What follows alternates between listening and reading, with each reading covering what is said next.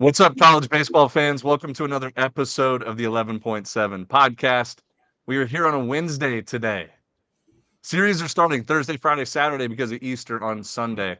So we're here a day early, wanting to release the pod so you guys have a chance to go over the weekend series pick 'em and some of the top stories around the country. And before we dive into anything, today's going to be a good show.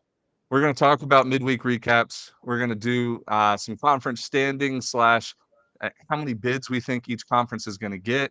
Like right now, it looks like the SEC might get 11 or 12, which is nuts. It'll figure itself out, but we'll dive into it. And then at the end, we'll do our weekend series pick 'em. And the 6 series are as followed. Let me pull them up real fast because I always get them mixed up. The 6 most competitive series and most entertaining: UTSA at Tulane, Troy at Southern Miss, Louisiana Lafayette at Texas State, Irvine at Hawaii, Virginia at Duke, and LSU at Arkansas. So those will be the 6 weekend series pick'ems. We'll give you our picks at the end of the episode here. But before we do all of that, we're going to talk about our partners over at HomeField Apparel. And every episode we do a team of the week, as you guys know. And I just picked a fun one. I picked one. I was looking through all the merch at homefieldapparel.com, and the Delaware Blue Hens. They get a huge weekend series win at Campbell last week, and decided to look through their stuff. And this might be the best team. Like as far as apparel and merchandise that they have at HomeField, like this is something you could rock at a party. You could rock it at a summer That tailgate. hoodie, It doesn't matter. Like that like these hoodie with the D on the hoodies, left. sweaters, everything here, and it gets better as you scroll down. Like this one right here, That logo is unbelievable. awesome. So if you guys are subscribed to the YouTube or watching on YouTube, we're sharing our screen here. But if you're on the podcast, just take a look. Homefieldapparel.com. Use our promo code CWS24, 15% off your first purchase. And got an email from the Homefield guys yesterday, and they're about to crank it up on college baseball stuff. And they showed us a preview before the season of what they have lined up for college baseball gear, and it's something we've never seen before. Like it is. Well, I'll give a little teaser. If you're old enough, you've seen a lot of it, but they're bringing it back, and it's going to be elite. We can't talk about it right now. I think April is when it's going to be released, but many teams, many really cool stuff.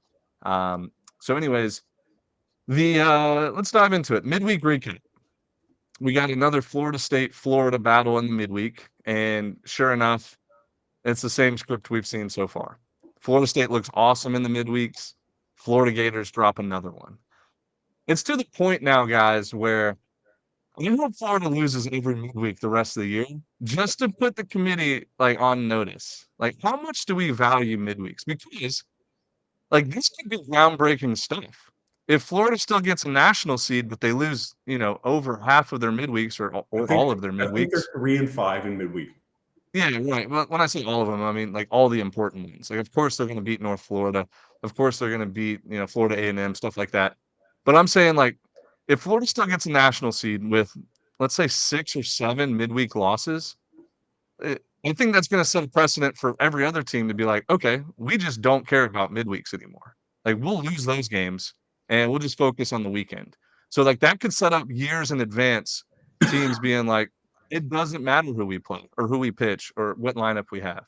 But I, if the committee says like, no, Florida looked really bad in midweeks, they lost over half of them.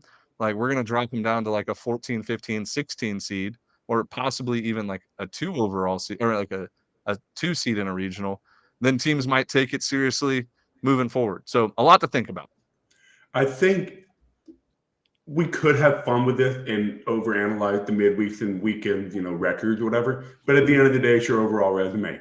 If Florida's got 13 quad one wins all in the SEC on the weekend, it doesn't really matter what they did in the midweek, because if they're 38 and 18 with 15 quad one wins all in SEC play and they finish top 3 in the SEC, they're a national seed no matter what they do in the midweek. Midweeks are big for your Pac-12 needs midweek. Big Ten needs midweek. SEC, ACC don't really need midweeks that much. Sun Belt might not even need midweeks that much. So it's for the mid majors. It's for your smaller conferences, smaller teams. They need the midweek win over teams like Florida. So it's always been that way. I don't think it's a big deal. I think it just shows Florida doesn't have that much depth outside of their Friday, Saturday, Sunday guy. So I'm in the train of thought where, like, watching the midweeks yesterday, it was all very chalk. I know Mississippi State took Samford to extra innings, and there was a couple tight ball games. So I will overanalyze for just a minute this Florida loss again, because I looked it up. 4-6 in quad one wins this year. Now there's a whole SEC slate in front of them. They just took care of the reigning national champ. So obviously they can go put on like a huge run in SEC play and go, all right, they're obviously a national seed. I don't think they are today. Like but they're not losing to good teams in the midweeks. Like, they've lost to Stetson. They've lost to Jacksonville. UCF is a good ball club in the Big 12. But, like, they're losing games in, like, a way that is kind of telling. Kind of how we're a little bit worried about what Wake Forest is going to do in those middle relief innings and where do they find those chunk outs.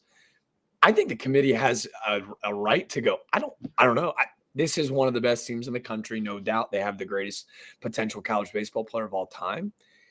But I can't ignore these losses anymore. They gave up a 5 spot in the 8th inning last night, and it was like a guy that they're looking to get some key contributing outs in back ends of SEC play. Like, I'm done ignoring it. I fell into the trap. I think Vegas had that game at like a -114 pick 'em yesterday, and there's a reason, because they don't know either what the hell's going on with this team.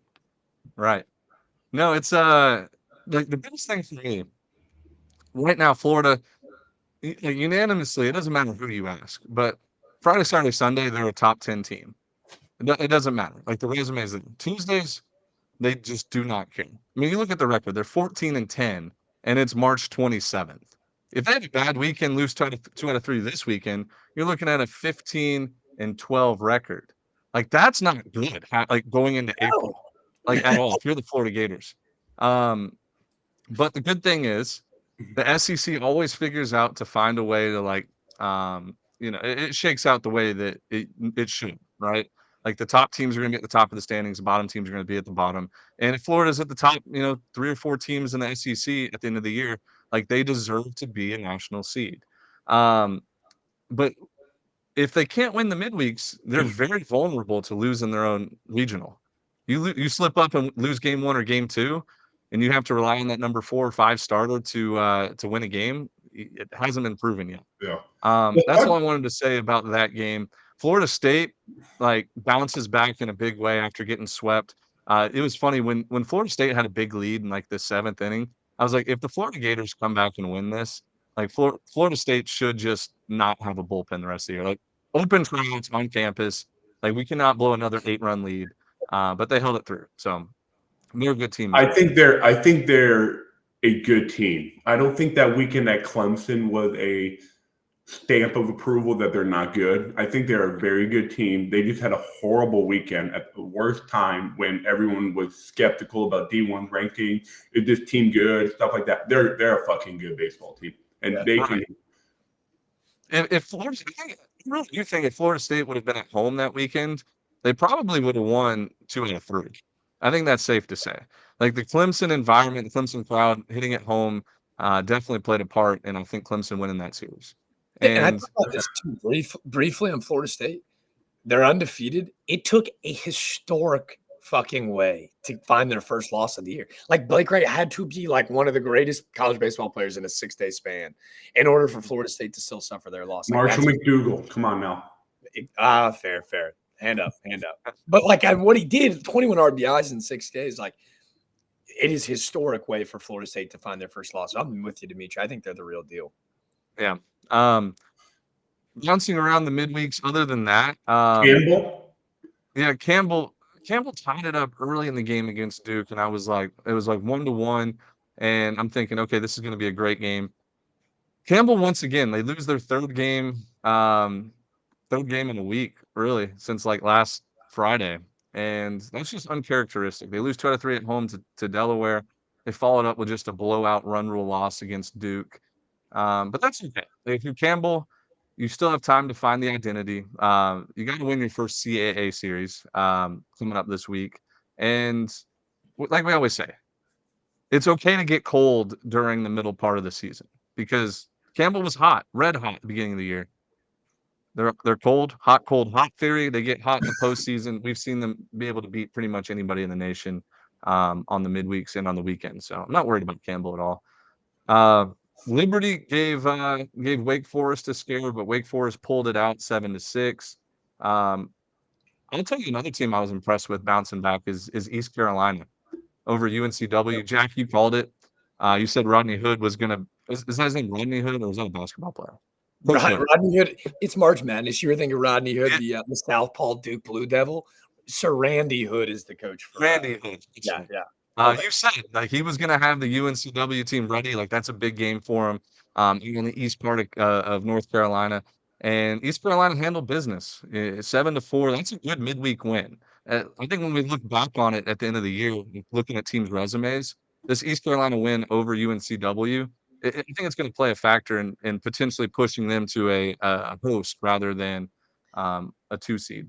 And getting on the right track in that game. Jack Kroom, who plays third baseman for UNCW, got off UNCW to a really hot start. They were up 4-0 to start this baseball game, right? So ECU's not only like, and I know that there's like those small moments in a season, we've all been a part of it, where like your locker room can go one of two ways. Everyone knows ECU is wildly talented, but you lose a conference series you're not supposed to lose. Now you're getting beat up by like a rival that you call little brother. Like, they've got you on the ropes a little bit. So their response with a 3 spot in the 7th last night, they've got some dogs. They're going to be just fine. But it was a really nice win to see them get back on track. Yep. 100%. Hey, Ben, are you concerned about Santa Barbara, or do you think it's just a byproduct of them having all the external factors? Well, last night's game was crazy. And for the listeners that didn't stay up late enough, I happened to wake up in time to catch the end of that game. I fell asleep early last night. It was a long day. Fell asleep early, woke up like around 1 a.m., midnight, somewhere in there. And Santa Barbara is playing at UCLA, and it's the 9th inning. Santa Barbara scores 3 to tie it at I guess 3 to 11. take the lead.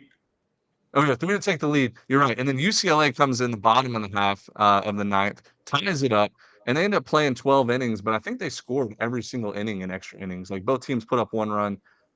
Santa Barbara, I want to say, loaded the bases and couldn't score in the 12th, and then UCLA walked it off in the 12th. It was a wild, crazy finish. But again, I'm not worried about Santa Barbara. I know they lost 2 out of 3. It's very similar to the Campbell story, right? Like Santa Barbara loses a weekend series, loses the midweek. It's okay to get cold right now. Santa Barbara still has plenty of opportunities to build that resume out there in the Big West, plus in the midweek. Sure, it would have been nice to win that game at UCLA, but I think that game was a game before the season that they had probably circled like it's a toss-up. Like it's at UCLA, we might lose this game, no big deal. It'd be great to win it, but before the season, I bet they were like, all right, we might lose this game. I mean, it's so interesting. They should have won that series at Campbell. They didn't, but they should have won it. And then they win Sacramento State, series win over Oregon, swept UConn, swept Long Beach, and then lose to Cal Poly. It's like, what? Like, how good is this team? Because we were so high in them, but I don't know. I don't know if it's just because they're moving around so much they can't stay at a home base. That's got to be. You've got to take that into account. I don't know. Cool. Yeah, I mean, the good thing is they are talented. Like they have the All-Americans. This is always a conversation in college football, right? Like, what are the recruits like? You know, the teams that have the good recruits are typically good in the season, or figure it out later in the year. So the schools that get the 4 and 5 star recruits, like they're going to figure it out. Like Santa Barbara's up there. Like they have good recruits that are old. That's usually a success or usually a story for success in the postseason. Like we've seen this happen so many times. So they're a team to keep an eye out on. I think they're going to heat up later in the year. I still think that they have a good shot to win the Big West. The talent's there. Speaking of All-American, I don't want to use this moment to pitch our campaign yet again in the midweeks, but another matchup, and we can transition it into this weekend that I've got my eye on in midweek perspective. How about our boys Roland Fanning and Austin Peay heading back to Ole Miss? They give the Rebs something to work with. They play a 13-9 game that they end up losing, but they were up in that game. But our campaign, for those listening, Lyle Miller Green hit his 14th home run. He's now 3rd in all of college baseball and hitting over 400 The dude is obsessed with hitting 400-foot home runs against the SEC. So there's my campaign. Circle the name. The guy's an absolute monster. That's our guy. Green shoes are on go. Let's go. I hope we get to see him in the postseason because every year it feels like there's 2 or 3 mid-major guys that obviously like we'll know about, but the average or below average college baseball fan that's tuning in for the first time has no idea about. Maybe somebody that just follows the MLB draft and they're not a top first or second round pick.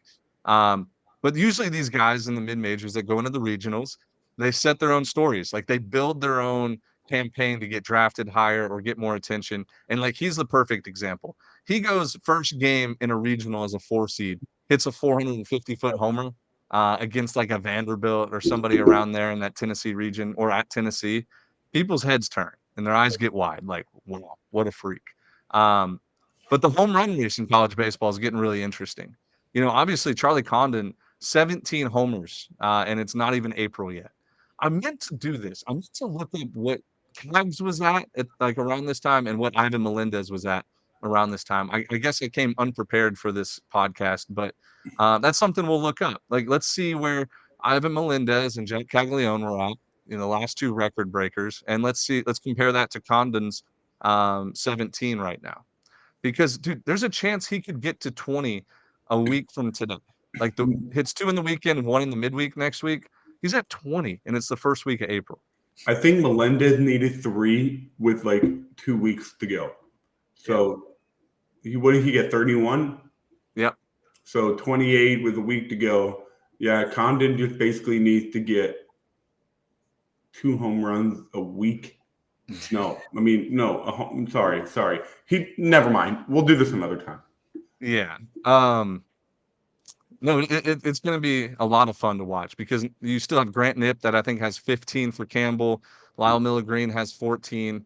There's a few others at like 13 and 14. I don't have it pulled up right now, but Burris should be at 14, right? Like Burris should be. Oh, yeah. Well, Burris should be at 15. He's got 14, but that one rain delay game canceled against Georgia canceled out a homer. But yeah, I mean, this is the great time of the year where I think stats finally matter as far as like league leaders. Because in the first few weeks, some teams play more games, some play against bad competition. When you're 2 or 3 weeks into conference play, that nationwide leaderboard of stats really starts holding some value. Same thing with the RPI. Like the RPI is a subject that I want to touch on here a little bit today. You pull up the RPI right now, and everybody makes fun of the RPI. But if you took that, top 20 teams, they're probably the top 20 teams in the country right now. I'm looking at it. Clemson 1, Florida State 2, Arkansas 3, Oregon State 4. Like, probably right now, there's not an argument. I mean, of course, you can say like, oh, Arkansas is the number 1 team, and Oregon State's number 1, or Clemson. But those top 4 are probably the top 4 unanimously as far as like resume. There's a couple outliers. Like it has UCF at 6. It has Nebraska at 11. It has Notre Dame at 17. Florida down at 18. But for the most part, like this is the time of the year where the RPI, you can start actually projecting regional hosts or teams that could get at larges and things like that. Yeah. You know who's kind of like catching my eye a little bit? Just like, hey, do we have someone to work with here? Georgia Southern. Oh, they're getting hot right now. That's right. I mean, coming into this weekend, they run Real Southern Miss on Friday night. They end up winning the series 2 out of 3. They run really good Charleston team last night. They're starting to swing it a little better. They played Campbell tough. They played Mississippi State tough, who we know is not an easy win. They're a good ball club. And then, I mean, Maryland, they lost that series, but they had a really tough schedule. And I think this Georgia Southern team could be something to keep your eye on. I think they're gonna be just fine this year. They're one of those teams that we predicted pretty high in the preseason mid-major top 25, and they laid an egg the first 3 or 4 weeks. We saw a glimpse of it against Mississippi State when they won the Saturday game and like was kind of in it that weekend. They looked good, but for the most part, the first 4 weeks of the season they were very shaky. And you know what? They lose that series to Campbell at home. And it feels like since then, something clicked. They're scoring way more runs. The pitching is holding teams to 3 or 4 runs a game. And like that's a dangerous team in the Sun Belt who, like just 2 years ago, hosted a regional and won the Sun Belt. So it's like Yeah. they've won it before. I mean, I had a friend of mine text me. I won't say the school or name or whatever, but he texted me. They played this season, and he was like, "They're not very good. Bullpen's not good. Starters are very average. Hitting is easy to pitch to with the game plan. They're just not a very good team." And I was like, "Yeah, I think I agree. I see the same thing watching their game, but you know how it is with baseball. Flip a switch, your team identity can change. You start barreling up balls, guys start commanding the outer corner of the plate, whatever, a little bit better. All of a sudden, you look like a good team. So it's a game of inches, and I think we can. Let's see if they can put something together. But I do like Georgia Southern. They had on paper a good team entering the year. Yeah. There's another player I want to give a shout out to. Oh man, my dryer just went off. Hopefully everybody doesn't hear that. But it scared me a little bit. There's another player I want to give a shout out to because I knew about him. I was not, as Shaq would say, I was unfamiliar with his game. But Ethan Bates over at Louisiana Tech, second in the country in RBIs, and he is also, I believe, fourth in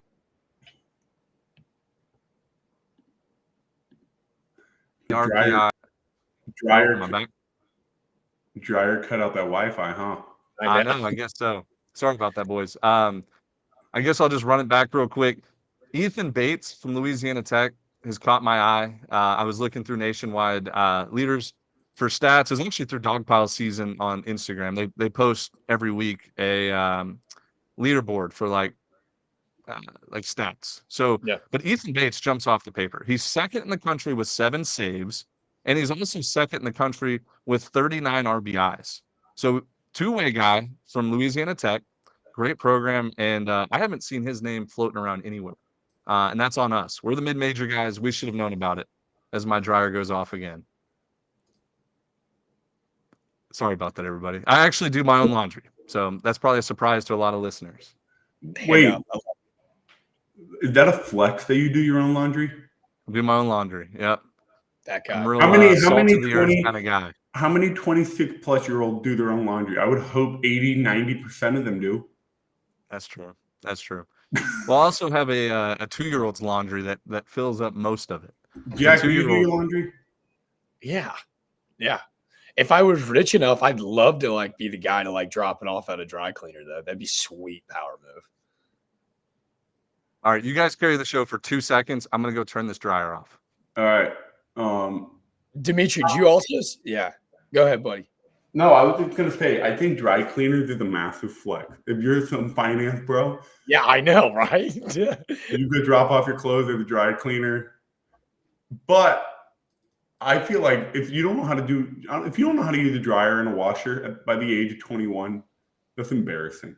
I have been told that I fold clothes like a menace. Like I fold them kind of hilariously, but Speaking of washers, dryers, and folding clothes, shout out to all the student managers out there. Y'all are the real MVP. Staying up late, doing everybody's laundry. It used to be like one of my favorite things to do when I was at Mercer was at the hotels. You know, I'm kind of a night owl, or at least I was back then. And like the student managers would go and do the laundry, right, at the hotels, and I would just go down there and kick it with them. Like I would sit down, talk whatever, show them funny videos. We'd record each other. So Hey, the student managers are real awesome people. We got a bunch that follow us. Hey, since you know about Mercer, so you know how when you go in the laundry room at Mercer, it's right by the exit door at the UC, right? Yeah. And they have those big wheelie turny thing with a bunch of gear in them. Yeah. I would used to go in there, make buddy with our equipment guy, whoever was doing it, our grad assistant, whoever. And I would just kind of roll those things open and start peeking in there and see if there's anything good. I acquired a couple of cool T-shirts over the year.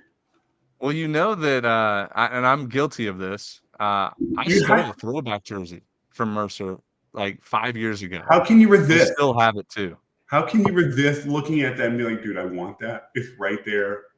They have plenty more. Let me get one. Yeah, like under the basketball bleachers is where they kept all of the jerseys from like the 80s, the 90s. Dude, they're just piled up like ant piles out there. And so, you sneak in right after it was the day after I graduated. Snuck in. I only took one and I still have it. It's in my room. But it's an awesome Bears white jersey with the piping and everything. And it just makes me laugh because I know every single other like college baseball program has these like piles of jerseys that they don't know what to do with. Like, they're holding on to them in case they wanna, like, possibly sell them or give them away to or bring them donors back.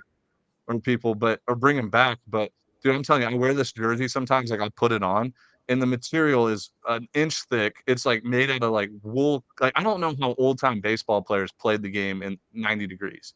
Like, it's the hottest, thickest jersey I've ever felt.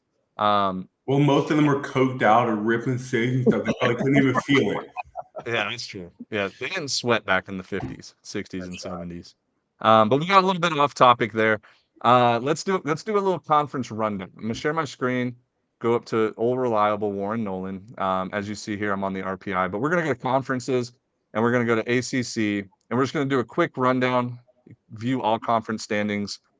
Obviously, Clemson and Virginia Tech, North Carolina too, have looked really good in conference play. Virginia Tech probably hasn't had the strongest of schedules, but you look at this conference, right? It's similar to the Sun Belt. It's similar to the Big 12, SEC. It's all kind of jumbled up in the middle. Florida State, Wake Forest, Louisville, not so much, but Miami, Georgia Tech, Duke, Virginia, like these schools still have a chance to win the ACC, but the records aren't quite showing it. So, initial thoughts here, like how many teams do you think we're going to end up getting in a regional 9. from this conference? 9. 9. So you're saying Clemson, North Carolina State, Florida State, Wake. That's 4 from the Atlantic. Virginia Tech, North Carolina, Virginia, Miami, well, Duke. Duke. So no Georgia Tech. So if Georgia Tech gets in, I think a team like NC State might miss out. If Yeah, something like that, I think it's going to be 9. 9. I think it's going to be probably 8 or 9, depending on. I mean, like one of these teams, like a Miami, could fall out. A NC State could fall out, but like ultimately, look at the RPIs over here. NC State's at 45. That's kind of like that bubble watch at the end of the year. Miami 58, Georgia Tech 58 or Hey, 55. They're you probably not know, making it. NC State at 45 RPI is not a bubble. That is an out. Only NC State would miss the tournament Well, it depends on no. I mean, it does depend on how many bit stealers there are. Dude, you're 45 can missing my get you. joke. You're missing my joke. Oh, why? What's your joke? NC State getting hosed by the Oh, committee. it's an NC State joke. Yes, they do get hosed by the NCAA every single year. Um, American East, it's a one big league, guys. One I bit. still think a team like Maine or Binghamton's gonna end up winning it, but UMBC is 3-0 right now. Bryant 2-1. This is also a jumbled up mess. Look at Albany, 1-1 in conference, 1-15 overall. So things are Hey, getting not weird. a single quad one win in that conference. Yeah, and I don't expect there to be any No, by the end of the year either. But whoever no. wins the conference tournament, that's what we call a one bid league. No at larges. The American has a chance for one, maybe two at larges. It depends on Wichita State and FAU, I think. But right now, everybody's either 2-1 or 1-2. No sweeps last week, first week of conference play. East Carolina definitely has the highest RPI by a lot. But Wichita State, like, look out for them. I think that they actually have a good team. They lost yesterday 3-0 to I believe it was Oklahoma. I don't remember exactly, but Yeah, um, this conference is definitely a one bid league, maybe no, a 2. I think it could be a 2. Like, look If out for East Carolina Tulane, doesn't South Florida, Wichita State, and FAU. if East Carolina doesn't win the tournament, it'll be a 2 bid league. Right. ASUN, I mean, you have to believe it's a one bid league. Now look at Kennesaw State, 35 RPI. Like, can they hold up? They've played a tough non-conference schedule, but as you'll see as the season goes on, that RPI is going to keep ticking up, even Uh, if they're winning games. It's Austin, just strength of dude, schedule. they have 1, 2, 3, 4, 5 RPI games left, 65 or lower, or 65 or higher. So Yeah. no, their RPI is going to continue to drop. They have Austin P this weekend though, and that's going to be a really fun ball game. Like, can they prove themselves in that conference? Kennesaw State like kind of reclaim a little bit of glory that they had probably 4 to 5 years ago against, I think, what we've all said, like Austin P, who we think we might be the favorite in that conference. Yeah, look at them both. They both have 3 quadrant 1 wins right now, which is That's good. Did we both pick Jacksonville to win the conference? I don't remember. No, I switched to Austin P. Okay, I think I think I had Jacksonville. I can't remember. You did too.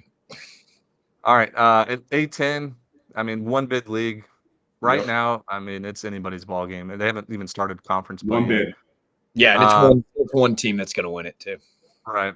Big 12, and this is a jumbled up mess. So you get TCU in dead last. If you predicted TCU to be dead last in the Big 12 3 weeks ago, you were labeled a crazy person. There's still enough time for them to get back up in the standings race, but I think winning the Big 12 regular season's out of the question. 5 games back and 12 teams ahead of you. Not good. But you got to remember, Oklahoma's what? We talked about it on Sunday night. They're super soft schedule the next 3 weeks in Big 12 play. They could easily get back to 9-9. Yeah, really. I think that's easily. a good goal for them. 9-9, but like right now, like Kansas State 5-1, Oklahoma 7-2, West Virginia winning a big series against Oklahoma to make them 4-2, and I don't even think West Virginia is playing their best baseball right now. Definitely a sleeper team there. UCF has the highest RPI at 6.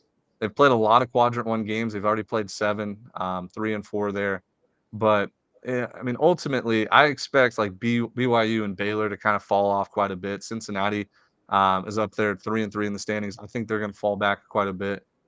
Before you know it, like the end of the year race, it's going to be like Oklahoma, Texas, and probably like Kansas State or West Virginia, one of those So two. what would you say, 3 or 4? Bits? Yep. Ooh. 4 to 5, I'm thinking. No way. 4 to 5. Okay. Those top 3, yes. And then you've got Texas, Oklahoma State, UCF, Texas Tech, TCU, maybe Houston. I think maybe 5. Yeah, you're right. And this is a conference though that like the RPIs are going to hold them. Yeah, Everybody seems to have a good a good RPI, so they're going to help each other out. I think it's a 5 bid league. It would be hard to give the ACC like 9 and the Big 12 only 5 because I think the Big 12 is definitely worse as far as talent, but as deep as they are, it's comparable. Big East surprisingly like one of the best leagues. What'd you say, Jack? I was saying Texas goes to Manhattan this weekend too, so that'll be a big time to see who kind of separates themselves at the top of that pack this weekend as well. 100%. Yeah, that's going to be one to follow for sure. I don't know, man. I think the Big East could be a 2-bid league. Call me crazy, but it's not a bad thing. It's definitely been the most surprising league out of any league. Does that make sense? If either St. John's or Creighton continues to run the table the rest of the year, and then someone else wins the conference, there could be a 2-bid league there. Xavier, they're 31 RPI, but like 2-8 quad 1. I don't know how many of those are going to stay quad 1 when the end of the year comes around. That could drop down to 3 games, 4 games. And they're 12-13. I'm not too excited about them. I think it could be a 2-bid if one of the teams runs the table, does unbelievably well, and then doesn't win the tournament. Well, look at UConn down here. They've already played 14 quadrant 1 games. Now they're 3-11, but like they could very well win the conference, and a team like Creighton or St. John's or Xavier could get an at-large bid, like if they play well. That's why I'm saying like it could be a 2-bid league here. But we know UConn run. We have to give UConn the benefit of the doubt. They run the Big East.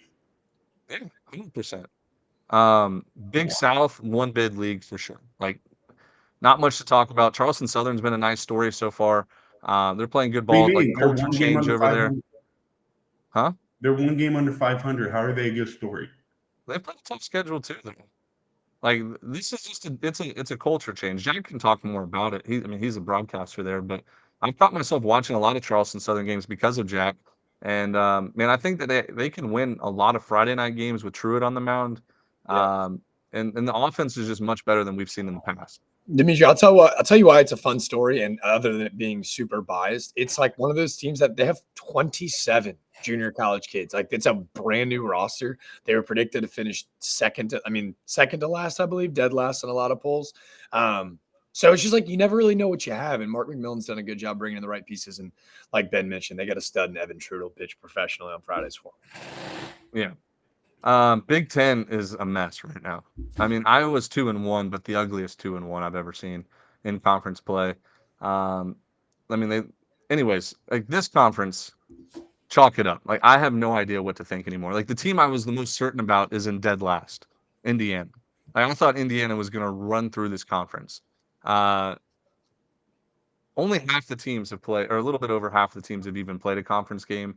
But right now, I would put my money on Nebraska to win it all. There was a team preseason, like on 11.7.com, I blogged about the conference futures from FanDuel or whoever it was. And I said, like, Indiana plus 700 has a lot of value, and Nebraska plus 900 has a lot of value to win the Big Ten. And, like, Maryland's got a good team, though. Still not sure on, like, a Rutgers who has had a good team in the past.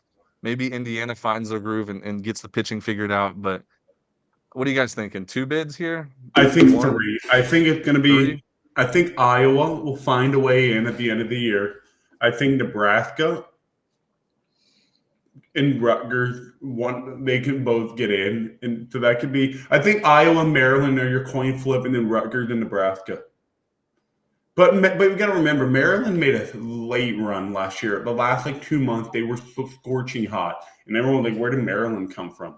I mean, Indiana. Maryland? I mean, Indiana. I'm talking about That Indiana. hasn't won. Indiana. Wasn't it Maryland that has not lost a conference series in like 3 years? Was it them? Yeah, Maryland. I remember they went down to Ole Miss. We're like, let's see if this team is good last year. They didn't look great, and then they ran the table in the Big Ten and hosted a regional. Yeah. Big West is exciting. I've never been more excited about the Big West. Irvine's kind of running things right now, and they're 19-3 on the year. The RPI down at 40, but like I still think their schedule was good enough, like a good resume builder. Obviously, I'm still a believer in Santa Barbara. I think Pauley and Northridge are both like any weekend you get them super competitive. Hawaii is much better this year. I mean, the best team with the best resume, like, might be well, I guess their schedule kinda sucks now, but UC San Diego was one of those teams that we were super high on. They Maybe we're a lose. little too high on them right now. I mean, Yeah, maybe. Now they're not maybe. postseason eligible, which so it's, like, kind of a good thing that they're not in first place right now, because the Big West doesn't play that conference tournament. So it's like whoever wins the regular season. So it's hard to get that Yeah, multi-bid out of this league. You I gotta think. basically play a good conference schedule. Yeah, I think this image right here is a perfect example of how the RPI is so hard for the West Coast team. Mhm. Like the traveling is already further. You don't have teams in your neighborhood, in your backyard, everywhere you go, like on the East Coast. And these teams have to travel a lot if they want to play good teams. But you can't just continue every Tuesday to drive 6 hours to NorCal or SoCal or wherever, Arizona, whatever. So it's really hard to build a strong resume and slip up. You can't really slip up that much on the West Coast. It's Yeah. unfortunate. Because these teams Yeah. are good, man. These teams are good, really good. Yeah, no doubt. We got a bunch of them ranked in the mid-major poll. Um, Speaking of having a bunch of them ranked in the mid-major poll, the Coastal Athletic Conference, we're not going to call it the Colonial anymore. We've learned our lesson. They changed the name, but like I'm still a believer in the same 4 or 5 teams we talked about since day one. UNCW, Northeastern, Campbell, Charleston. You can throw in a William and Mary that I think like all of those teams are going to end up being at the top of the standings. Like Monmouth, I'm glad they swept whoever it was, Towson this weekend. Like they're gonna fall back in the standings. Sleeper teams though, these 2 right here, North Carolina A&T, 17-7 this year. Um, Really good to see them transition into the CAA and win a series. Like that was awesome. Delaware's another team. Like they already beat one of the top dogs in a series, Campbell, this past weekend on the road. Delaware, they were our team of the week. HomeField apparel, 15% off. CWS 24. You guys already know the story. But Delaware has some of the coolest uniforms in the country. I love the Old English D, the blue and yellow hats. Like I like their getup a good bit. But the CAA is kind of Jack's bread and butter. What do you think, Jack? What do you think is going to be the conference standings at the end of the year, and like how many bids do you think they'll get? I think they got 2 last year. I think it's a 3 bid league, in my opinion, especially with Campbell rolling into town. But at the end of the year, I think you'll find UNCW, you'll find Northeastern, obviously. It was those two in the CAA championship a year ago. Keep an eye on Elon. They lost a ton. Grad transfers to Oregon, grad transfers to North Carolina. They still have a lot of young talent. They're going to be okay. They'll find themselves in the middle of the pack, and then you never want to play them because they're so well coached come tourney time. But College of Charleston, Campbell, there's just you're looking at potentially 4 or 5 first rounders in just this conference. That's why I think it's a 3-bid league. There's dogs everywhere. But to your point, A&T and Delaware are like teams that you're like, wait a second, like we didn't really kind of give a shit about you before the season started. And all of a sudden, like they can bang with the best. Delaware's got a kid named Joey Loynd, who's a first teamer last year. So, man, there's just a lot of star power in this league. So to me, it's a 3-bid league. I think you're going to really have to bust your tail a little bit, and Campbell's going to have to get back on track. But to me, it's a 3-bid league. Yep. All right, let's do 2 more conferences, and then we're going to go to the weekend series pick'em. Jack's going to head out in about 15 minutes ish, and to do another. He's going to really big interviews for boxing, right? You're going to do some boxing broadcasts in Charleston. So he's got to head out in about 15 minutes. So we'll do the weekend series pick'em, and then we'll come back. Me and Dimitri will finish up the last bit of the conferences. But the Conference USA, like all reliable, like nothing flashy except for maybe Dallas Baptist, but just some really solid teams. Like DBU, they win 2 out of 3 on the road against Sam Houston.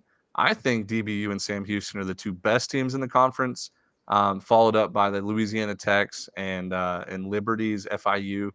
But what do you guys think? I mean, we're looking at maybe a 2-bid league. 1 bid. Probably just a 1. If 1 Dallas bid Baptist at Dallas wins. Baptist, 2 bid at Dallas Baptist slips up in the tournament. Yeah.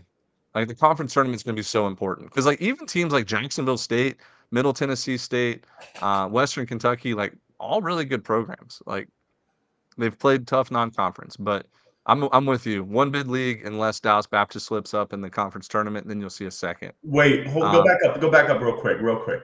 Isn't it so? This conference is so weird to me. So weird to me. You've got a team from Miami, you've got a team from Louisiana, and you've got a team from Virginia, and then it's just a weird. It's so weird. Texas, New Mexico, Tennessee, Alabama. It's like one team from each state of the Sun Belt. Yeah, it's a conference of misfits, that's for sure. But yeah, it's fun to keep up with. I like it. Horizon League always just runs through Wright State. Like Northern Kentucky, though, like they only have 2 wins against Missouri, and Purdue Fort Wayne has a win against Missouri and Indiana. So much better conference here than traditional. But like this is Wright State's conference. They win it every year. I imagine it's a 1-bid league. Doesn't matter who wins the conference tournament, though. Same with the Ivy League. Whoever wins the Ivy League tournament is going to get in 1-bid league there. Right now, I like Penn. Like I think Penn's the best team. Columbia's good, and that's about it. Like yep. Same with the MAAC 1-bid league. It's kind of a toss-up. Like some teams have started, some haven't. We'll figure it out. MAC, shout out to Bowling Green, 9-0 in conference play, big time there. But I think at the end of the day, you're going to see a Kent State or a I guess Central Michigan and Ball State, 2 teams that have usually won it. They're down there 3-6 and 2-7 in conference standings. So maybe this is Bowling Green's year. They're a fun school, but let's stop sharing. We'll stop there at the MAC, and let's do a little weekend series pick'em. Let's share my screen there, and I got it pulled up. Boom. Here we go. 6 series. Gonna pick the winner, best 2 out of 3. Let's give a little shout out here to the top of the leaderboard. C. Latham 44 is 26-12 this year. Like unbelievable. T. Tiffany slips from that first place spot. They're in second. They're tied with Nick Lavergetta. High Heat 34. Smiles 117. Q Millie over there at the Baseball Insiders. Good gambling follow for all the gambling people. 25-13. Cola B-Ball also 25-13. Jack falls off of the I just saw who's in 10th place. But Jack, you do fall off the leaderboard for right now. You're holding it down for the squad. I love the 10th place person. Fade Ben 22. That's the way to go about things right there. Like, smartest guy in the land. 24-14. Does that mean I'm 14-22? No way. I think I'm around 500. I think you're right at Yeah. 500. Click on the thing. All I know is I finally crack into the leaderboard and I go I 1-5. got one, yeah. Just lay a fucking egg. Let me log back in. All right, here we go. View all entries. Let's see where I'm at. Go all the way to the bottom. Here we go. Ben Upton. Oh, wait.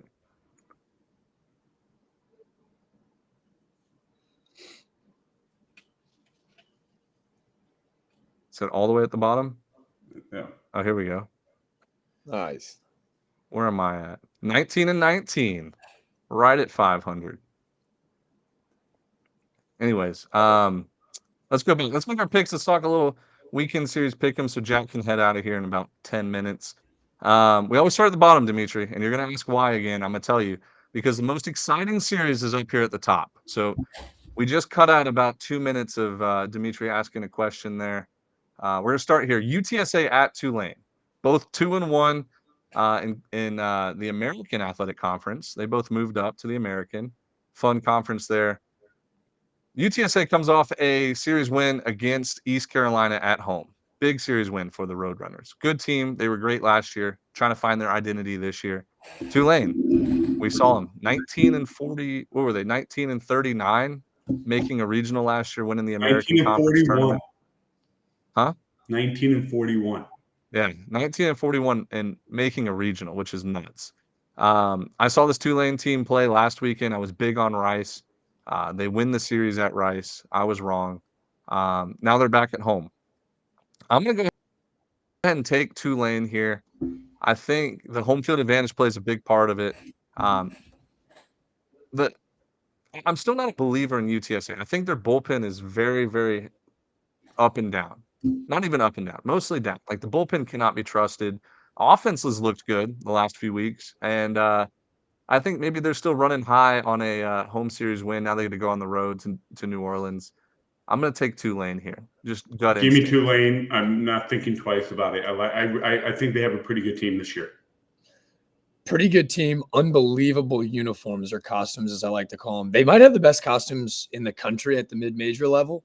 Carter Benbrooks, a southpaw for them, I really like. Jackson Lynn, big righty bat in the middle of their lineup.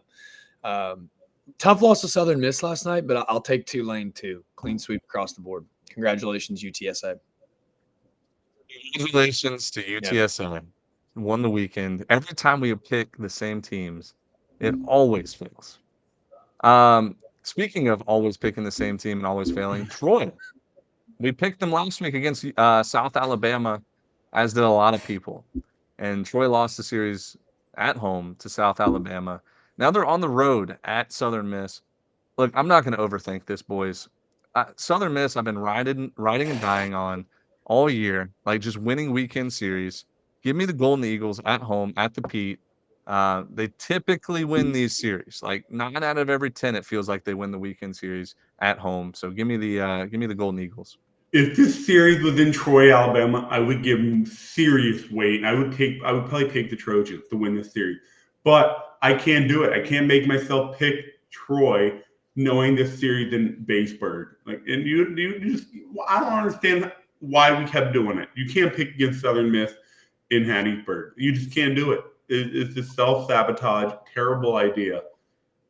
I like Troy. I think they can win the series. I really do. But I can't make myself do it with Southern Miss at home. I can't do it. So give me the Eagle. Here's the deal. I like Troy, but I love these Golden Eagles fan base. I've grown to love them. They've accepted me into their corner. I've learned a lot about Hattiesburg and how much they love this baseball team. With that being said, I'm easily persuaded, boys. It's all about the Trojans. They get another walk-off swing last night. This kid, Tremaine, go give him a follow. 3 Lando. He gets another walk-off. It's his 3rd walk-off of the season for Troy this year. He doesn't have a ton of homers, but they all come in the walk-off variety. He's got some of the best Instagram captions I've ever seen. I don't know if he's just pulling straight from rap catalogs, but give me the Trojans. It's a no-doubter. The Fighting Skylar Meads get a big-time series. Love that. Thank you for not picking Come Southern on. Miss. Because if Troy and UTSA would have both won with us sweeping the board there, it would have been a bad look for the boys. Jack, I'm gonna let you lead off here. Louisiana at Texas State. These are two teams that I think you follow quite a bit and you like. What are your thoughts here? Matt Deggs, I feel like the Raging Cajuns are always in this spot every year. Kind of when we talk about Virginia and the ACC, it's like the Raging Cajuns are going to be fine. Like, you're going to figure it out. I think they've only lost twice since the big meltdown in the dugout in Houston. They've responded in a huge way. Kyle DeBarge is a dog at shortstop, but it's tough. You're Texas guy, Ben. It's tough to play at Slam Marcos. And for that reason alone, give me the Bobcats. They're going to pack that thing out this weekend. I think the Raging Cajuns probably have a little bit more talent, but I think Texas State's a little bit deeper offensively. I'm still a couple questions in the back end, but I like Texas State this weekend. Dimitri, what you got? I think this is my hardest pick. I like Texas State at home. I do like Louisiana. I think they're playing much better baseball, but oh my God, dude, this is hard. Why is this so hard? I do think that this is going to be the best weekend of baseball. I mean, like the most competitive. You know what? Give me Slam Marcus. Give me the Bobcats from Texas State. I'm going to stick with them at home. All right. Well, I'm glad you did that. Look, I think Texas State at home is as dangerous as it comes. Like, as far as a mid-major level, like Slam Marcus is a real thing. These guys take it up a notch when they're playing in San Marcos. It just feels like every week you get 3 or 4 homers per game from these guys at home. But what I know about college baseball is 2 things. Like, when you're hot, you're hot. And like when things are breaking your way, they tend to break your way for a long time. The Louisiana Rage hot right now. I think they've won 12 or 10 of their last 12 and 9 of their last 10. Like, these guys are winning games and they're winning them pretty like convincingly. Pitching is going to win in this ballpark. Louisiana, Matt Deggs, like, they're going to find a way to hit some doubles in the gap, hit and run. They're going to do things that kind of is lost in college baseball. I love this spot for the Louisiana Raging Cajuns. I think they're going to slam the door with their pitching staff and win enough games, or win the games the old-fashioned way, like safety squeezes first and third, things that they love to do. And like, I just like the Raging Cajuns a lot. I was hoping both of you would pick Texas State too. That's kind of why I led off with Jack then. Wait, Jack, who did you go with? I took Texas State. Texas State. Here's the name that everyone needs to remember too. I interviewed him back in Houston, but he's putting up crazy numbers. Rashawn Galloway, who uses gardening gloves, which just feels like if they can get to a regional, that'll be like the blow-up story and everyone will love it. He's been doing it since he was like 15. That's going to be the name to remember. He's going to have a big weekend. Give me the Bobcats. Come on. All right, now we go to the West Coast. The best series of the weekend, in my opinion, because you'll see the ESPN Plus 11:59 p.m. start time out in Hawaii, hosting the biggest series they've had. I know they've already hosted NC State, and like I know Hawaii has already hosted who was the other team? Ole Miss out there. But this UC Irvine team is probably the best team that they're going to have out there. Fundamentally, like as sound as they come. Pitching, defense, the offense is so much better this year than it was last year. And, you know, they're 19-3, 22 games into the season, ranked number 2 in our mid-major poll. If it wasn't for Dallas Baptist, like unbelievable start to the year, they would be the unanimous number 1. But with all that said, I am still rooting for a Hawaii regional. I don't know if there's a path anymore, but if there is one, you sweep UC Irvine, like the path is there. So I'm going to go with the Hawaii Warriors to win the series. This is a prime slip-up spot for a team 19-3. Go out to Hawaii. You think it's a little vacation, spring break. Give me Hawaii. Shock the world. Not overthinking the great broadcast to show the world how good Irvine is. Give me the Anteater. Easy go. No doubt about it. Nick Pinto is the reigning Big West pitcher of the week. I think he went 8 innings of no-run baseball. I think he only gave up like 3 hits maybe. He's got like the most lefty West Coast swag you'll ever see. Like he's just like he's got the sweet mustache. He's got the high stirrups. He embodies like what they bring to the table. I'm not overthinking it either. I'm going with the Riz God. I'm going with the Eaters. Give me UC Irvine. You guys messed up. This is part of the script. Like when a team is 19-3, 5-1 in conference, and they go out to Hawaii, they lose it. No. They're gonna lose the series. No. Next series we have here, Virginia at Duke. All right. So I know where everybody's head's at. Like Duke loses 2 out of 3 on the road to NC State. Guys, they should have won that series. Like they should have absolutely won that series. A 7-run meltdown in the ninth. This is a big spot for Duke to bounce back and win the series at home. Virginia, their bullpen still gives up a ton of runs. I know Virginia's scoring a ton of runs, but like Duke's going to get right this weekend. Santucci didn't have his best stuff last weekend on Friday at NC State. He's a big leaguer. Like he's going to figure it out. He'll probably go 7 innings, 2 hits, shutout ball on Friday, or I guess on Thursday, tomorrow. Give me the Blue Devils. I still think that they're top 2 team in the ACC. This series scream take Virginia here. And I'll tell you why. When you're cold, you're cold. When you're struggling, you're struggling. It takes something crazy to break out of that slump. Virginia going into Duke, by the way, Duke has literally 0 home field advantage. Like watching a game in that field doesn't give me any like, oh, we're at Duke. I just don't get that vibe. Someone might agree, some might disagree. Give me Virginia here. I think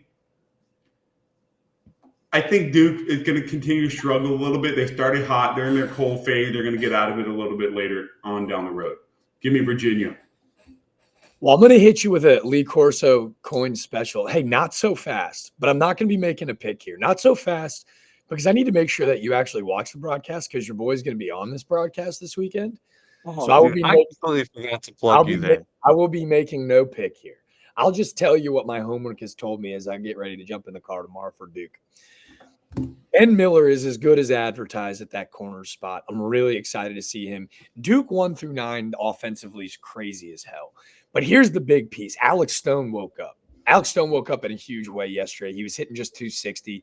He's arguably their most veteran backbone kind of culture guy in that lineup, and he's starting to get going. So if he's a key piece behind the plate for Duke, Ben Miller, Logan Bravo will keep doing their thing at the middle infield spot. And Zach Morris up the middle infield, a VMI transfer, a mid-major guy like ourselves, has been really good for Duke. With that being said, Virginia is 20-4. Like, is that not the most Virginia thing ever? It feels like nobody's talking about them, and they've just dominated from start to finish. Ethan Anderson is as good as advertised.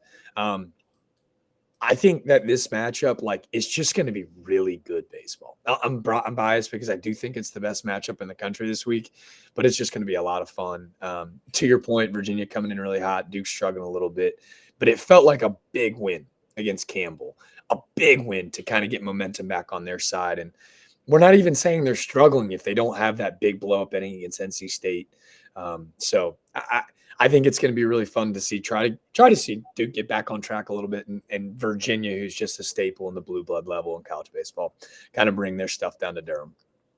All right, 2 things here. Jack, I apologize. I forgot that you were broadcasting this weekend. So you do need to make a pick on a different series. We're going to give you a bonus series here. No. Just let him make a pick in private. You let him click it. Nobody knows who he picked. No. Because I want this to be like a Kirk Herbstreit, like, hey, I did. on the stage. I'm not making a pick. Yeah. I'm going to give you a bonus series here, and you're going to have to pick between Texas Tech at UCF. That was kind of my next series that we were going to add in here. So who do you got? Texas Tech at UCF, and this will count towards the standings. Bonus series. I go simply here. I'm with the Riz God. Let me ride with you, UCF. I think it's a big statement win for them this week. All right, so you're going UCF with your bonus series to take the place of Virginia Duke. Boom. Love that. And then I know you got to leave here, Jack. So last but not least, LSU at Arkansas. Who are you picking here? This is a big-time series, even though LSU has lost the first 2 SEC series. I think that outside of Chase Burns, this could probably be the most exciting pitching matchup we see in a conference weekend. Holman, Hagan, Smith. I don't want to say it feels like a must-win series for LSU, but it's one to get that fan base off their back a little bit. Hagen Smith, aka Randy Johnson, probably wins that Thursday night matchup. I think LSU wins. I know I keep going back to the well here, but I do think that LSU probably drops tomorrow night, but then they come back and win Friday, Saturday. Give me the Tigers. Love that. Give me the Hawks. Give me Arkansas. I mean, at home at Baum Walker, no doubt about it. Hagen Smith gets them the win Friday night. LSU struggles Saturday and Sunday. Give me Arkansas. Awesome. Jack, appreciate you for hopping on. Good luck with the boxing interviews. I don't want you here when I make this pick, so go ahead and hop off now and make a run to your interviews. Pencil talk. Is he going to roast me? Hey, much love. 11.7 Nation. We ride. See ya. Much love. All right, so here's my thought process here. LSU at Arkansas. The whole world, I mean, everybody has seen LSU kind of fold the last 2 weekends. Cannot win on Sundays. That goes back to the Xavier series. Arkansas's pitching staff has been the best in the country. No questions asked. If I'm LSU, and I don't know what their starting rotation is this weekend, but if I'm LSU, you got to keep Holman on Friday because pound for pound, I don't think anybody's going to beat Hagen Smith on Thursday. He gets an advantage too because Arkansas played Thursday, Friday, Saturday last week, and and Hagen Smith is on full rest coming in on Thursday. Like, why not start somebody on Thursday that you're not counting on a win? Like, sure, if he pitches well, you get a win. But if you go Holman on Friday, Gage Jump on Saturday, that's your best chance to win the series on the road. Although, like, Molina and Tigert have been unhittable this year too. Like, maybe you win on, like, you know what I'm saying? You got to be strategic if you're LSU. This is not the same team that had Paul Skeens going every Thursday or Friday last year. You don't have a Dylan Cruz there. You got to be more creative. I'm going to LSU. I think Jay Johnson is creative enough to get this done. And I could be wrong. I have not seen the pitching rotation this weekend. But I think you keep Holman on Friday and try to win that game and go Gage Jump on Saturday. Piece it together. Similar to what Arkansas did last year to this LSU team. Remember Arkansas last year on Friday pitched, I believe it was Hagen Smith and the other lefty that I'm blanking on his name against Paul Skeens, and they almost won it. I think it went into extra innings. What are you doing with Thatcher Hurd? Dude, Thatcher Hurd's been so bad the last couple. Do you just put him in the bullpen this weekend? Yeah, throw him in the bullpen. If Gage Jump or if Holman don't have the best stuff, throw Thatcher Hurd in there. So I'm not worried about Thatcher Hurd right now. I'm worried about winning a series, and Thatcher Hurd has not won a game in the last 3 weeks. So let's get maybe a new face in there. I'm taking LSU though. I think I'm going to be the guy that you look at the script. Everybody, it's the same thing with the Florida State a couple weeks ago. It's the same thing with Texas A&M a couple weeks ago. Going on the road is hard in winning a series in the SEC. And I'm the biggest Arkansas believer out there. I picked them to win the national championship preseason. I still think they're the number one team in the nation. But like, let's take a step back. This LSU team is still good. We're still waiting on that breakout series weekend from Tommy White and those guys. You know what's crazy? Christian Little came to LSU. He was supposed to be a pride transfer. He's been disappointing. Thatcher Hurd, hey, he won him a national championship. He is forever protected from too much criticism. That guy single-handedly won them that game 3 to win that national championship last year. So, whatever. I'm not going to criticize them, but they've been very underwhelming, those two guys. Because imagine if Christian Little was playing up to his potential. This team would be unstoppable. Yeah, right. And you just never know. Like, Thatcher Hurd came out of he didn't come out of nowhere last year, but he came in at the right spot. Like, people step up in these situations. So I ended up picking, I think, 3 Louisiana schools. And I think I took also Southern Miss, which is like right there on the border of Louisiana. This just feels like a weekend where LSU comes in and is like, all right, we're not going to be 3-6 to start SEC play. Like, we're not going to be 2-7. Like, we're going to get back close to 500. We're going to win 2 out of 3, move in the right direction because although this team is not as good as last year's team, still superstars all over the field. So if there is a weekend where Arkansas might slip up, it could be this weekend. I could That's see my Arkansas. I could see Arkansas going undefeated in SEC play again, and I'm not talking about games. I'm talking about just series. They're that good. Oh yeah. I mean, you get Tiger and Mason Molina going Saturday, Sunday. They would be Friday guys pretty much everywhere else. Nobody talks about Brady Tiger. That guy is so good too. That's what I said. Tiger and Molina. They're nasty.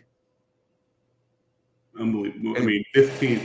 Oh my God! Could you imagine 2021 lineup with 2022 or 2024 pitching staff? This team winning 50 games in the regular season. yeah, they still might do it. They still might win 50. But yeah, let's wrap up the show here. We got the Missouri Valley on down the last half of What the did we start with? conferences. Ivy League? We ended Ivy. No, we ended on we talked about Bowling Green and Mount, so we're at Missouri Valley. And we'll wrap up the show from there. And so Missouri Valley, look, I still believe in teams like Indiana State, Missouri State, Evansville. Missouri State and Evansville have looked pretty bad recently. Like Evansville pretty much has to win the conference tournament to get into the field of 64. The surprise team, I haven't seen much buzz about them, but Murray State 3-0. They're 37th in the RPI. 7 straight wins. Like the Murray State Racers are as hot as they come right now. This is going to be a fun conference to keep up with, though. Everybody knows about Indiana State and what they did last year. Southern Illinois has always been on our radar since we started 11.7. Like they've had some really good teams. They're back in the mix. But what do you think? 2 bid league at the most? One, unless Indiana State loses the tournament, then 2. Well, I mean, dude, Murray State could easily Yeah, but be that RPI that hard. that RPI will end up in the 60s by the end of the year. Well, let's take a look at Murray State just real fast. Let's look at their schedule. I mean, I know they got swept by Arkansas. Let's see. They got Belmont, Southern. This series is going to be the big one. April 5th through the 7th against Indiana State at home. They got Ole Miss, Southern Illinois. Yeah, I mean, you're right. Their RPI is going to drop a good bit. So 1 bid unless Indiana State slips up, possibly 2 bids. Mountain West, look at this. Hey, real 6 quick, and 3, go back. 6 and real 3, quick. 6 and 3, 6 and 3, 3 and 6, 4 and 8, 2 and 7. Go back up real quick to the Missouri Valley. Look at the quad 1 record. Yeah, Indiana State's 5 and 3. Everybody else. And then the rest of the pretty conference has 2. Yeah, pretty bad. Mountain West 1 bid league. I mean, look at these RPIs. Air Force is the only one under 100. It's a toss up. Like competitive conference, small conference. I still think like We were I wrong don't know. about San Jose State, huh? Yeah. Northeastern, this is just definition of 1 bid league. Whoever wins the conference tournament, regular season's nice for seeding, but you're looking at a bunch of 250 plus RPIs. Wagner 8-1 in conference play though, after starting I think 1 in 13 ish. Yeah. Jack's Long Island Ducks are looking good 6 and 3, but yeah, 1 bid league. Same thing with the OVC. 1 bid. You're not getting 2 bids. Whoever wins the conference tournament, plain and simple. Regular season to figure out what your You know what's lineup's looking awesome? like. These conferences have the best tournament because everybody knows season is Oh, over. yeah. If you don't win that Hands tournament, down. season's over. This is so much fun to watch. Hands down the best. Like these mid-major conference tournaments are awesome to watch. Like you're leaving everything on the line. You'll see pitchers throw 18 innings in a 3-day span. Like it's just you go. Pac-12 is interesting. So not a 1 bid league. Everybody assumes Oregon State's going to win the conference. They're going to be a national seed. From then on, it's kind of a toss-up. Utah's kind of been that unexpected team to rise up in the rankings, 26 in the RPI. I mean, Utah swept Cal, didn't they? No, they won Who 2. did Utah just sweep? They won 2 out of 3. Oh, 2 out of 3. That's what it was. They won a game against Oregon State. Like Utah's a sneaky good team right now. I would say 3. I want to say this is probably only like a 2 or 3 bid league. I think And 3. it's sad. 3. You're right. They're going to get 3 in there. But just last season as a conference, sad. 1. Patriot League, one bid league. It's going to be Army. Every year it's Army. It's going to continue to be Army. So now this is where it gets a little bit interesting. The SEC will figure itself out. Like the SEC is going to eventually figure itself out. But right now, if the tournament started, you're looking at 10 teams, 11 teams getting in, maybe 12. So 2, 4, 6, 7, 8, 9, 10, 11, 12. Maybe 13, depending on how you look at Auburn's 1-5 SEC record. Yeah, that's the thing. Everybody besides Missouri is like right in the thick of things, not only to get in the tournament, but also host. Right? Like even you look at like Mississippi State and Auburn, 46 and 38 in the RPI. You go out and win 2 SEC conference series in a row, like you're in the hosting picture. It's nuts how much this conference is like jam-packed. It's the gold standard. Dude, it's just different. Like look at all these quad 1 wins too. Just so many. Arkansas 9 and 3. All right, let's do this. How many host? 5. Kentucky's hosting. South Carolina right now they're hosting. Florida's hosting. Tennessee's hosting. 4. Vanderbilt.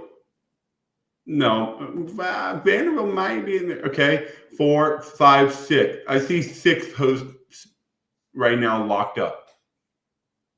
I think when it's all said and done, I think either South Carolina or Tennessee, one of those two. I think you're going to get 3 from the East and 2 or 3 from the West.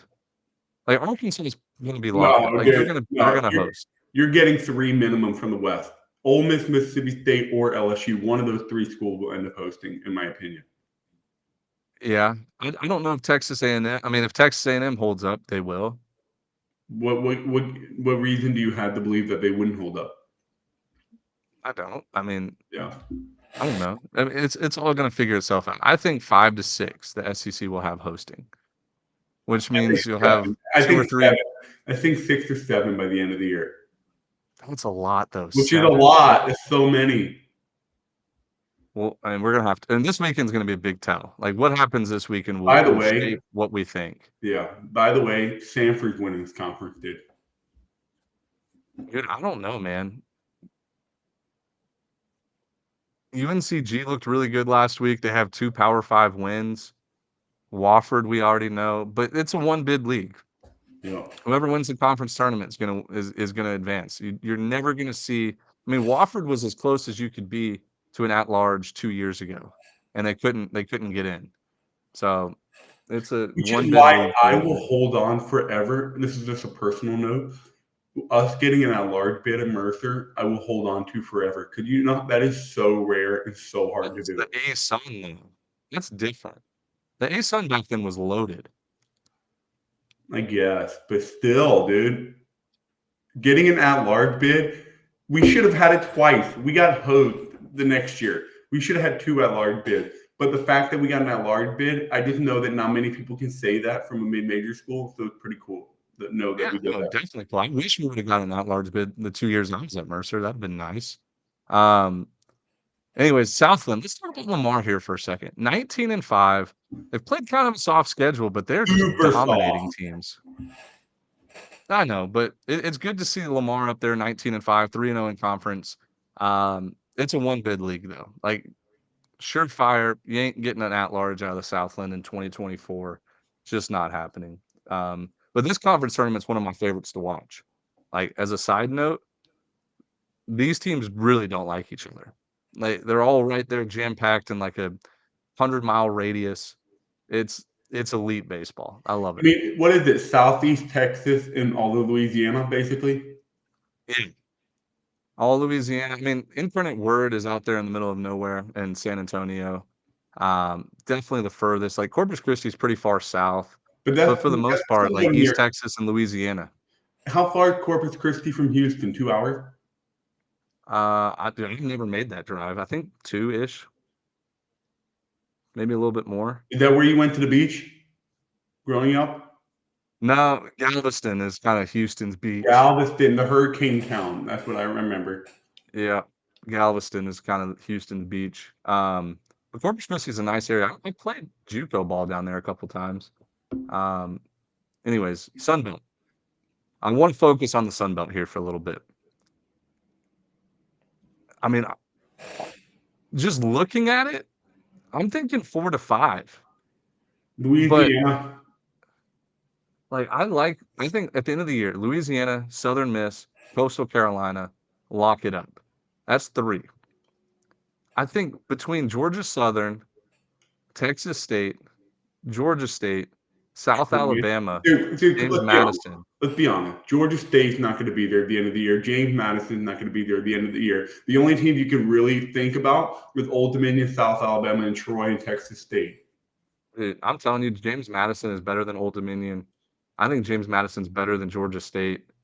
I mean, James Madison has 3 quadrant 1 wins. They played Arkansas tough. I think James Madison is better than Georgia State and Old Dominion. I'll agree with that. Yeah.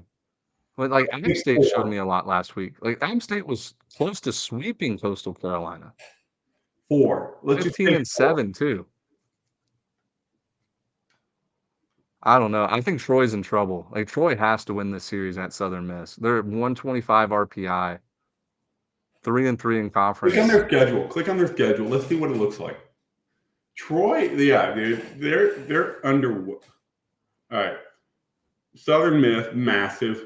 And then you've got a bunch of cupcakes. Hey, they have 100%, 1,000% have to win that series at App State. Your schedule gets tough, dude. There ain't no easy weekends left. They have all the opportunity in the world in front of them to be just fine. Yeah.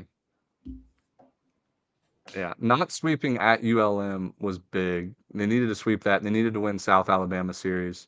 It's going to be tough for the Troy Trojans. A lot of people's preseason favorite for mid-major team of the year. But you're right. They have all the opportunity right in front of them. Like they have it. They just go win those series. They're going to put themselves in a great position to make the tournament. Yep. SWAC one bid league, 100%. Everybody's in the 200s, 300s at RPI. Summit, same thing. One bid league. Oral Roberts in last place though, 1 and 5.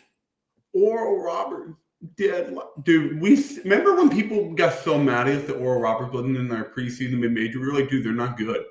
Yeah, they lost everybody from last year's Omaha team. Oh my God! Do you realize how crazy it'll be if Oral Roberts doesn't win this conference?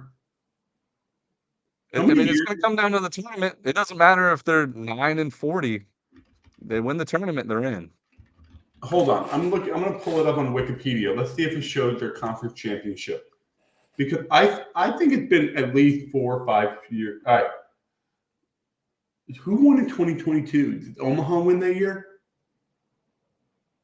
I don't remember. All right. One. Oh my God. Yeah, no, Oral Roberts they've only won 2023, 2021, 2018, 2016. Yeah, so they've only won 4 times out of the last 7 years. Still a lot though. Yeah, it's a lot. Anyway, yeah, one bid league. West Coast, one bid. Even though like San Diego played that non-conference schedule early in the year that was good. Unbelievable. So hard. Yeah, like they could be that like at-large team if they win a bunch of games at the end of the year. Like they could be an at-large team out of this, but right now like Portland is running away with this conference. 42 RPI, 3-0. Look at the overall record, dude. The West Coast has fallen off a cliff. Yeah. And then last but not least, the WAC. Shout out to Stephen F. Austin, my parents' alma mater. They're probably the worst team in college baseball. Look at these scores. No, they're not. Coppin State, baby. So let's just look at their losing streak. They have like an 18-game losing streak. Gave up 16, 11, 9, 16, 12, 7, 11, 17, 10, 5, 14, 11, 17, 16, 4, 10, 13, 19, 5, 7, 11. To get run ruled by Houston Christian is embarrassing. Yeah. Dude, they just keep getting run ruled after run ruled after run ruled. So the Stephen F. Austin Lumberjacks automatic sweep. They're 0-9. They've lost 22 in a row, and they're 3-23. So they won 3 of their first 4. They've lost 22 in a row. Yo, opening weekend, first 4 games of the year. We're 3-1. Good work, boys. Let's keep building on it. 22 games later. Well, let's just enjoy the season, guys. Yeah, I don't know what happened, dude. It's sad, but Grand Canyon's in first place, 7-2. I guess Cal Baptist definitely has the best record, 5-1. Abilene bit Christian, late. UT Arlington, Utah Valley, all having pretty good years so far. But one bid league. And this conference tournament's always crazy because they play it in high altitude. You get like 25 to 17 games like we saw last year. Sam Utah Houston's Valley made a no run. longer in this conference, though. Didn't Utah Valley make it like a pretty good run in the tournament last year? Yeah, they came in second. I think they They ran out of steam against ran out of steam. They gave up like 22 runs against Sam Houston. But yeah, they have a good team, good program. But anyways, do you have any closing thoughts? I know there's a bunch of good series this weekend that we didn't touch on. Yeah, there was a lot of baseball, a lot of good baseball this weekend. A lot of good baseball this weekend. Remember, most teams are playing Thursday, Friday, Saturday. There's some that are playing Friday doubleheader Saturday, but Sunday is Easter, so we probably won't have an episode Sunday night. We'll either record it Saturday night or Monday during the day. Yeah. But I hope everybody has a good Easter weekend. Have fun. We'll be Happy Easter to all watching those. college baseball. Do what? Happy Easter to all those to celebrate. Yeah. Enjoy your weekend. And be sure to take your Sunday off. Spend it with your family. Some people get lost in the grind of things and want to keep doing things. Take the day off. Don't do anything that you wouldn't want to do. Just my Dimitri Ford 2 cents. Yep. That's good. Good. That's a good statement to have there. Take your Sunday off. Enjoy your Easter. It's good holiday. We got some good sports going on. But if you guys need us, let us know. DM us, text us. We have our number. See ya. Love each and every one of you. So see you guys.